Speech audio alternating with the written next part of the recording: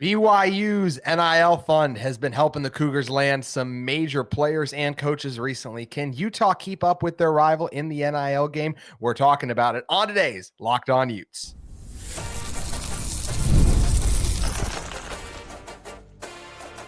You are Locked On Utes, your daily podcast on the Utah Utes. Part of the Locked On Podcast Network, your team every day.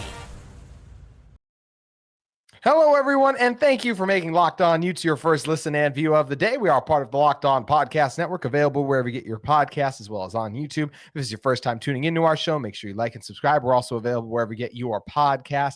Today's episode of Locked On Utes is brought to you by our friends at Game Time. Game Time has you covered, and with Game Time, you know that you can get the best deal possible, because with the when you download the Game Time app, you can create an account and use code LOCKEDONCollege for $20 off your first purchase. All caps, no spaces. You can download Game Time today. My name is JT Wistrcill, former intern inside the University of Utah Athletic Department. Excited to have on Brice Larson now, who's the co-host of Brice and Bianucci, 7 a.m. to 10 a.m. on 98.3 ESPN 960. And Brice, there was a lot of news last week, and one thing that sometimes, because it's on the hardwood, I felt like was overshadowed a little bit was, at least for Utah fans, was BYU landing AJ Dumbansa, and he is the top player in the class of 2025.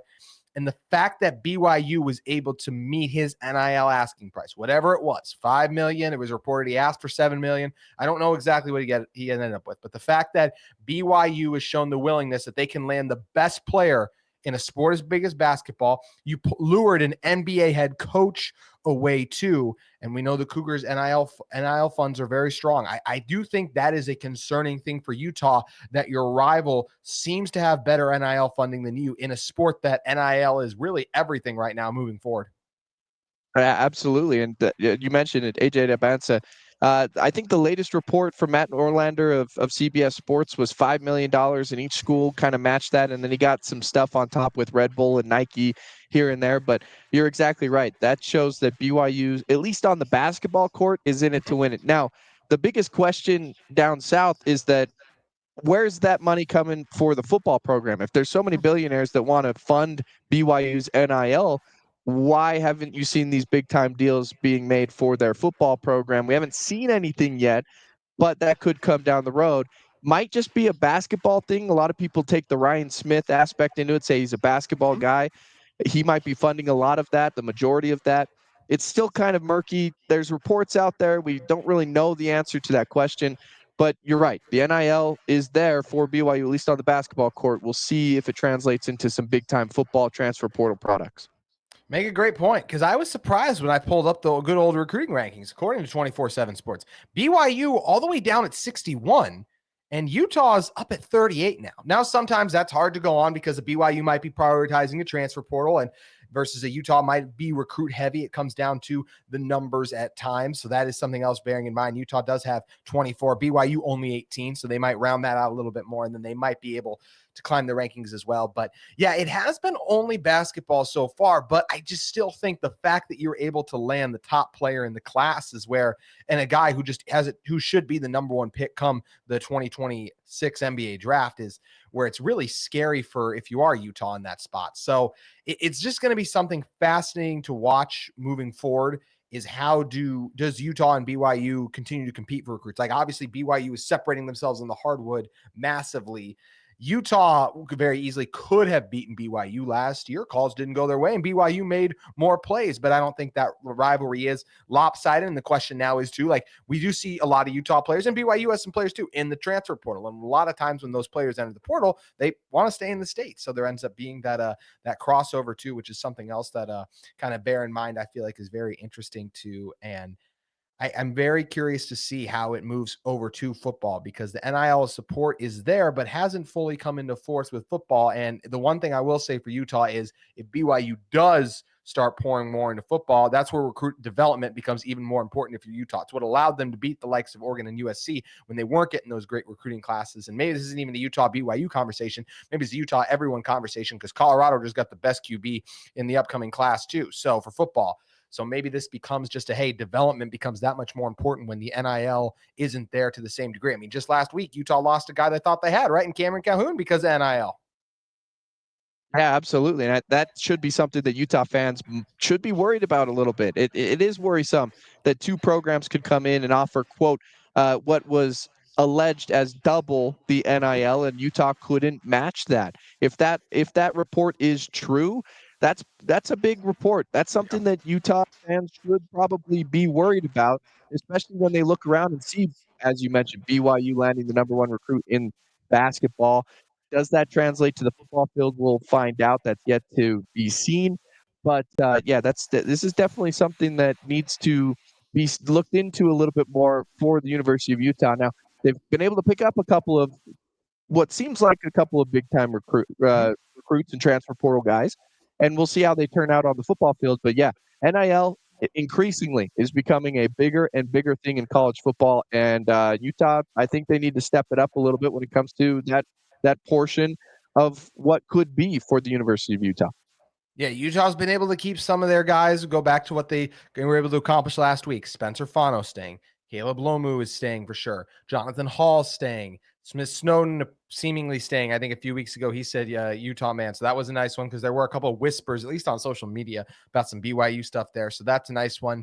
But I definitely felt like the top four guys Utah had to keep were their two tackles, Smith Snowden, and then honestly with how he played, Cameron Calhoun. So that's where it hurts that one of your guys can be pried away for a potentially double the offer too. And it is going to be fascinating to monitor who gets the top players in the transfer portal, right? Obviously, BYU is feeling good with a number of guys they'll have back coming off of the big season that they have. But who ends up becoming the program in the state is something that's going to be exciting to monitor.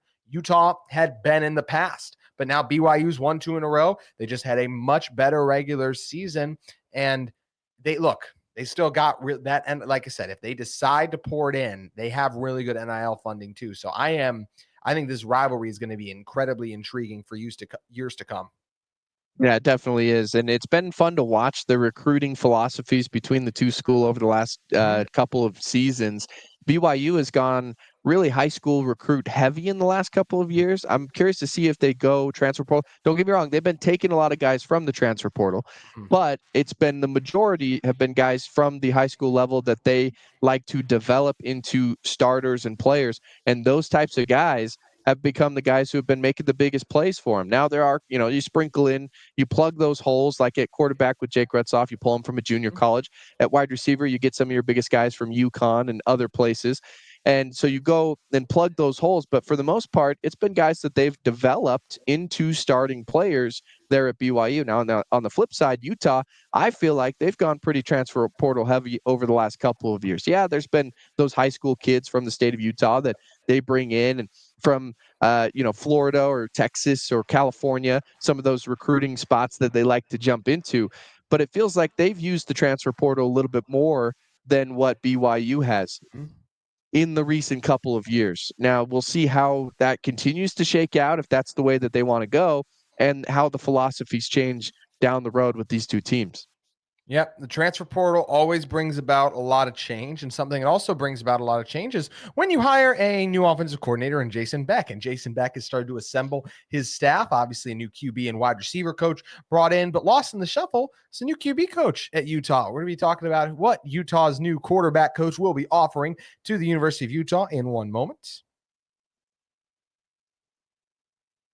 But first, today's episode of Locked On Utes is brought to you by our friends at Game Time. Game Time has you covered because Game Time has a new feature called Game Picks, which filters out the fluff to show you only incredible deals on great seats so you don't have to waste time searching through thousands of tickets. I love Game Time because they have so many features, and it's not even just for sports. They have concert, comedy, and theater events near you. How about that tog line, the feature that shows the total up front with no surprise fees at checkout? I can't even count the amount of times where I thought I was getting a great deal on seats, and all of a sudden, surprise fees at checkout. That's what Game Time prevents. Also, the panoramic seat view is fantastic. How often do you buy a ticket and you're like, well, I hope this is a good view? Nope, not with Game Time. You get to see exactly what kind of a view you're getting. Also, that low price guarantee is clutch. Game Time will credit you 110% of the difference, and the Game Time ticket coverage. You purchase coverage with the most flexible customer service policy in the ticketing industry. Download the Game Time app, create an account, and use code Locked On College, capital L for Locked, O for On, and all caps for college for $20 off your first purchase. Terms apply. Again, create an account and redeem code LOCKEDONCOLLEGE for $20 off. Download Game Time today. What time is it? game time.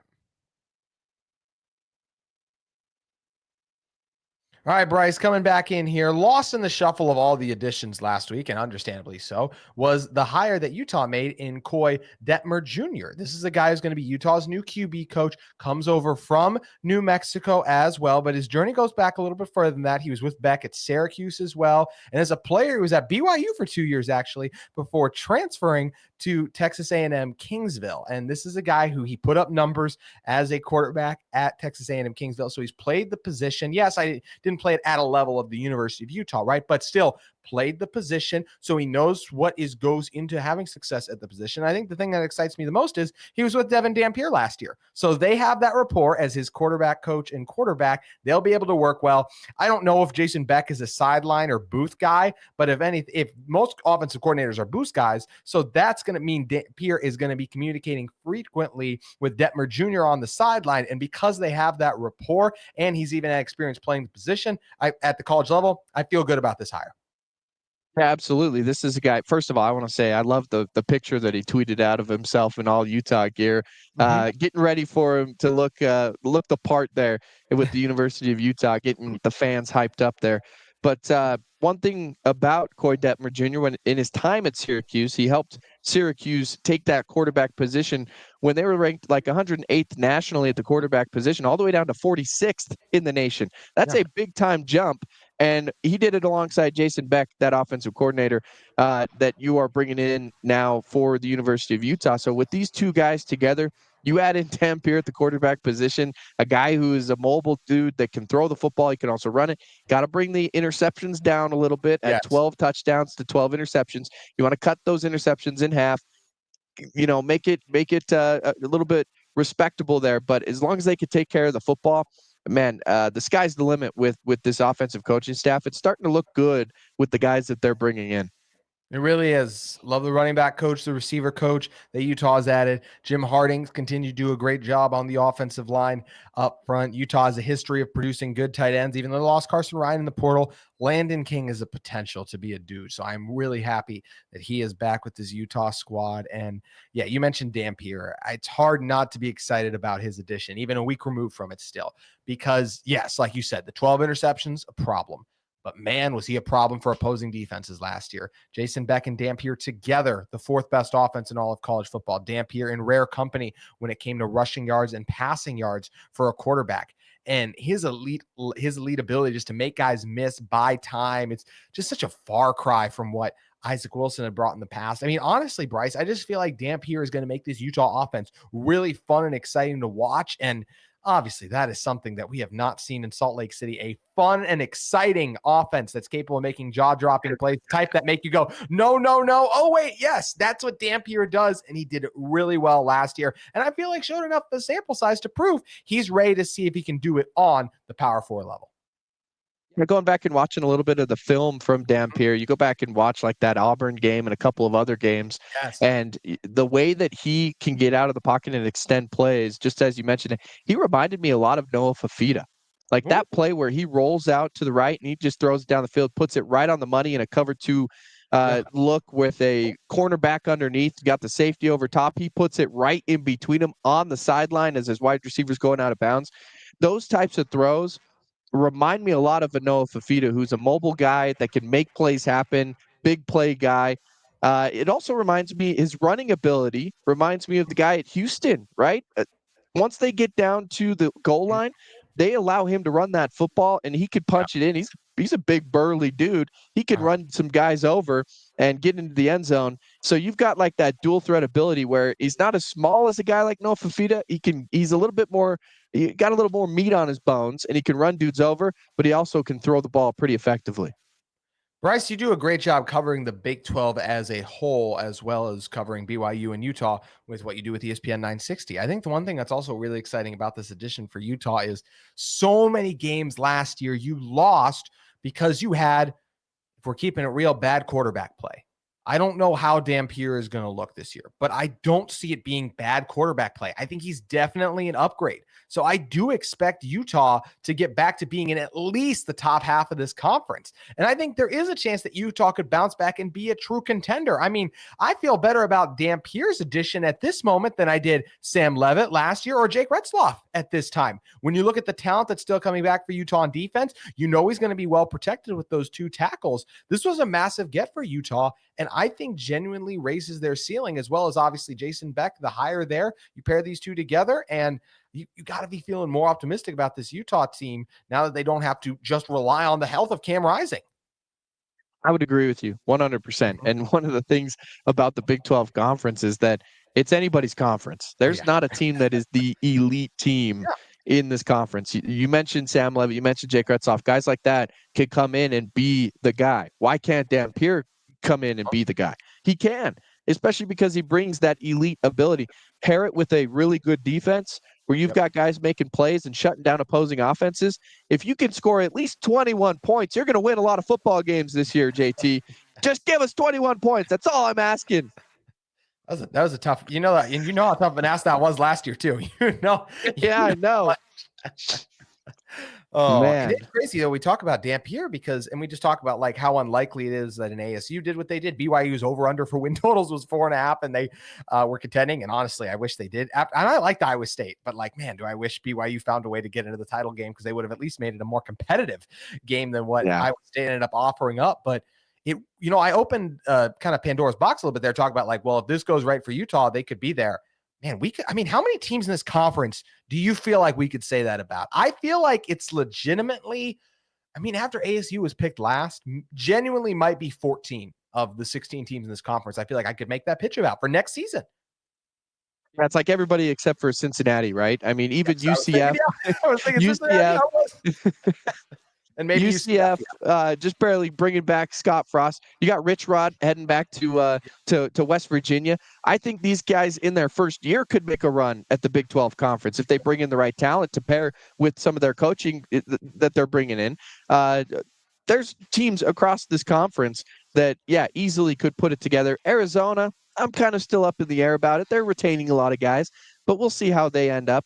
But, man, across the board, I think like Cincinnati, Arizona, 2 other schools probably are out of it, and everybody else is a contender this next year.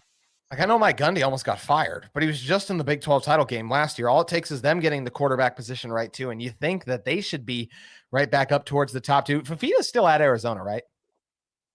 Yes, he is. As of right now. Yes, he is. Now, great point. As of right now, I still can't believe what a disappointment they were last year too. But everyone's saying that about Utah as well. And you're hoping that Dampier's addition, along as what Detmer Jr. is going to mean to this team, his experience and the fact that he worked with Dampier, has that relationship and has helped elevate.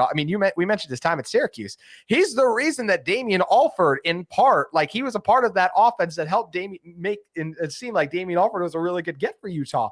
And obviously that ended up being far from the case, but just goes to show you that Detmer can get a lot of stuff out of a high-powered offense and does a good job with his quarterback. So I'm excited to see what he can do making his way to Salt Lake City for 2025 and moving forward too. One player who's going to be leaving Salt Lake City, though, is McKai Bernard. He got invited to a bowl game. We're going to tell you which bowl game that is, which bowl or postseason bowl, the Reese's Senior Bowl type of bowl games. We're going to tell you what that is and what it means for McKai in one moment.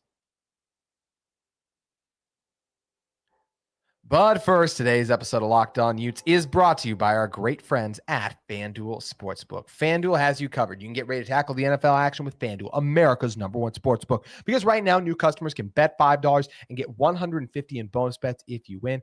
The FanDuel Sportsbook app gives you everything you need to place live bets on the NFL, all in one place. So when you get a hunch in the middle of the game, you can check out the latest stats, view live play-by-play, and so much more on the same page where you place your bets. Visit FanDuel.com to join today. You'll get started with $150 in bonus bets if you win your first $5 bet. That's FanDuel.com. Never waste a hunch and make every moment more with FanDuel, an official sportsbook partner of the NFL. And speaking of the NFL, how many great games does the association continue to deliver us week in and week out? Should be another great week coming up of NFL action. I know for me, I'm always having an eye on what Minnesota Vikings are doing as they're trying to make a playoff run. But we also got college football playoff games this weekend. Can't wait for Indiana, Notre Dame, and so many of the other best contests to come out and see who emerges on top. So make sure you guys head over to FanDuel Sportsbook today. This season, Brice, was not what Utah had hoped it would be. But one player who was able to make the most of it was absolutely McKai Bernard. Loved seeing him be able to get 1,000 yards. In fact, what he ended with on the season, just barely over 1,000, 197 carries, 1,009 yards, 4 touchdowns, averaged 5 yards per carry, which in an offensive line that at times struggled, and a court, obviously people were loading up the box because they didn't respect what Isaac Wilson or Brandon Rose were going to do until Brandon Rose started to get rolling. That's where you really saw what Bernard was capable. You really felt bad for Bernard, and the fact that he still able to get 1,000 yards was really impressive. And one thing that's cool is he earned an opportunity. He's going to be competing in the Hula Bowl, which is an all-star game that shows off some of the top players in the country. And I just think this is another nice opportunity for McKai to continue to show, hey, he belongs in the NFL. And I think he's going to get a shot in the NFL. I think he was one of the 30 best running backs in college football this past season. So is he going to get drafted? Maybe more than likely undrafted free agent at the moment, but if he can do enough in the pre-draft process, he'll have a chance, and I'm excited he's going to get an opportunity at the next level. Yeah, I've covered a couple of pro days over the last couple of years down at BYU, and the number one thing that I've noticed about pro days is that it's an opportunity for you to be able to go put on a show, and there's actually a lot of hype that builds from pro days, at least in the recent couple of years. The other part about this is a couple of years ago in the NFL, you all of a sudden saw running backs not getting contract extensions. They kind of went away from giving them the money that they deserve because the shelf life of a running back just isn't quite there. The thing about the NFL now, and we've seen this year in the NFL, is that because the defenses are trying to take away, they're going to a little bit smaller of a defensive lineup. They're adding another smaller safety in there. They're going with the nickel packages, adding another guy out there that's not as big. So what are the offenses in the NFL trying to counter with? They're running the football. Go look at what the Philadelphia Eagles have done this year. And since their bye week, they've actually ran the football more than they've thrown it. Obviously, helps to have the best running back in the NFL this year. But across the NFL, it's happening with every single team. They're starting to run the football more and more. That means you're going to have fresh guys, fresh dudes going in and out. That's really good news for McKai Bernard this upcoming season. There's going to be a team out there that needs a guy that's going to be able to be reliable, to come in, to give their starter a break. That could be Bernard this upcoming season. And if a team wants to take a flyer out on him, why not, right? If you can get some hype around yourself at the pro day, the Hula Bowl, perfect opportunity to show why you belong there. Yeah, really excited that McKai gets this opportunity. And I mean, such a wild career. McKai was with this team back in 2019 when they played that game at BYU, and through the COVID, dealt with some season-ending injuries, was buried on this depth chart for a while. TJ Pledger, Tavion Thomas, just a few of the guys who were, and obviously Zach Moss back to 2019. Like, you think about how long McKai has been in college, and he's a great example of a guy who I think made the best decision by staying in college. Because yes, did I mention, I feel like at the moment he'll go undrafted, possibly, but this is by far, I feel like, the best he's looked throughout his career. And I still think he's going to have an opportunity to come with an NFL team. Another thing he does nicely, Brice, is I feel like he is a good pass protecting block. And that's something that so often gets overlooked. He is a quality receiving back from the past few years. Obviously, Utah's passing game is just horrid this year, so he wasn't able to showcase that too, but love the way he runs. And I mean, his performance he had against Oklahoma State, we just put the team on his back, basically 182 yards. They gave him 25 carries, by far the most they gave him in a game on the season, and ended up actually not getting in the end zone that game, which still feels weird to say. And even the fact that he only ended up having 4 touchdowns on the year, now did have 2 passing touchdowns too. But McKai was a guy who is a true representation of a Utah man for sticking it out this year. He laid it out on the field, and just one of those guys. I can't wait to see what he does at the next level. Yeah, he's your guy that's going to go, and every Utah is always going to say, hey, that's our guy in the NFL. He's going to be a guy that I think he's going to stick around. Whether he's on an active roster, whether he's on a practice squad, he's going to have his opportunities. He's going to have his looks. And if he takes advantage of his opportunities, I think he's going to stick around on a 52-man roster. I feel like he will too. So excited to see what he can do. Just like Brice, it's always exciting whenever you take the time to stop by. Thank you so much, my friend. People want more sports talk. Where do they need to tune in each and every day? Absolutely, JT. We just barely rebranded. All right. We just added 2 FM dials across the state of Utah. If you're up in Salt Lake County, you can find us on 98.3 FM. I'm on every single morning, Monday through Friday, 7 a.m. to 10 a.m. We always talk Utah football. It's not just BYU. It's not just anything else. It's Utah football. It's BYU football. It's everything We even go Utah Jazz. We go Utah Hockey Club, whatever you need. A lot of NFL talk every single morning, 7 a.m. to 10 a.m., 98.3 FM, 103.9 FM, wherever you are across the state of Utah. You can find us on one of those two dials and over at the Brice and Bianucci podcast, wherever you get your podcasts. And Utah fans, I can attest they talk Utah sports because I've been on a couple of times to talk exactly all the time. Oh, it's always a blast. And Brice, thanks again for stopping by. Absolutely. Appreciate it, JT. That's going to do it for today's Locked On Utes. The transfer portal continues to be absolute chaos and madness, as does everything NIL related. So keep it at Locked On Utes, and we'll keep you covered with the latest in the Utah football offseason, gearing up for more Utah football in 2025.